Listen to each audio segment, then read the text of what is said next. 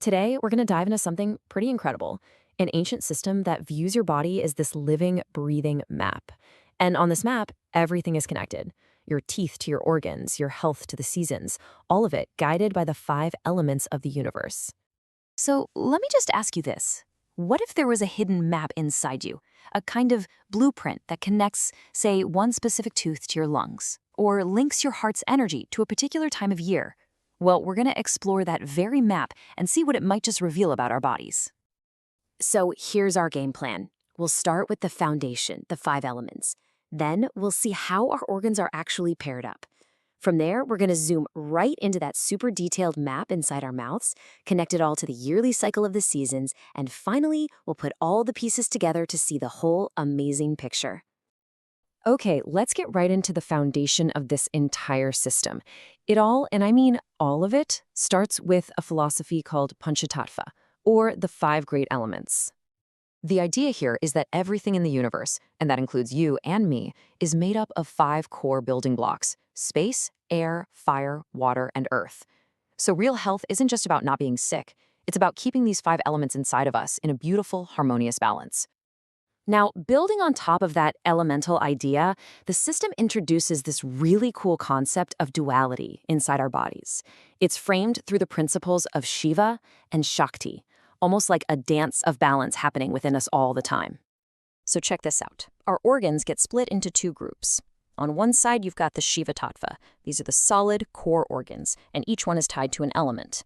They're the ones that create and store our vital energy. Then you have their partners, the Shakti Tattva, the hollow organs that help move and express that energy. So, for example, the lungs are paired with the large intestine, the heart with the small intestine. You see? It's all about these complementary pairs working together. And this dive from the body's core to a map that's been hidden in plain sight this whole time, inside our mouths.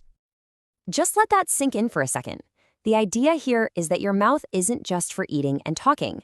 Nope, it's a miniature version of your entire body, a control panel, where every single tooth is giving you information about your overall health. And here it is. This is the map. I know, at first glance, it looks incredibly complex, but every single line, every label represents a direct line of communication between a specific tooth and one of your major organs. Just take a second to look at all those connections. Now, this might look overwhelming, but the key is knowing how to read it, and we are not going to skip a single detail. We're going to approach this methodically, piece by piece, just like a practitioner of this system would, quadrant by quadrant. Okay, let's start with the upper jaw. Right up front, your top incisors are linked to the kidney and bladder. As we move out to the side, the canines, those are connected to the liver and gallbladder. The two teeth behind them, the premolars, are associated with the lungs and large intestine. The bigger molars next to those, they're tied to the stomach and spleen. And way in the back, the wisdom teeth are connected to the heart and small intestine. Now let's drop down to the lower jaw. The front incisors and the canines, they actually mirror the top jaw, so they're also connected to the kidney, bladder, liver, and gallbladder. But here's where it gets interesting. There's a switch. The lower premolars connect to the stomach and spleen, while the molars are linked to the lungs and large intestine. It's the reverse of the upper jaw. Pretty cool, right? And just like up top, the wisdom teeth connect back to the heart and small intestine. So, we've mapped out our organs and our teeth, but now we're going to add another incredible layer: time. Let's see how our bodies are plugged into the natural rhythm of the seasons. Think of this diagram as a kind of yearly health clock. It's showing us that our body's energy isn't just static, it flows. It focuses on different pair of organs throughout the year, totally in sync with the seasons. Each 2-month slice of the year highlights a specific pair that kind of takes center stage. To make it a little simpler, let's just look at it as a timeline. So in the early spring, March and April, the body's focus is on the heart and small intestine. Then, come midsummer, it shifts over to the stomach and spleen.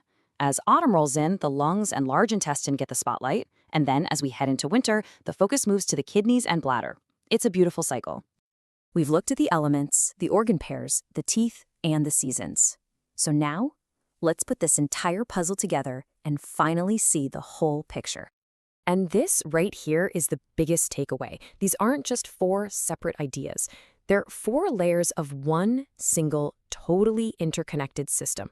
So for instance, the element of fire is connected to the heart, which is linked to your wisdom teeth. And that whole network has its energy peak in the early spring. You see, everything talks to everything else.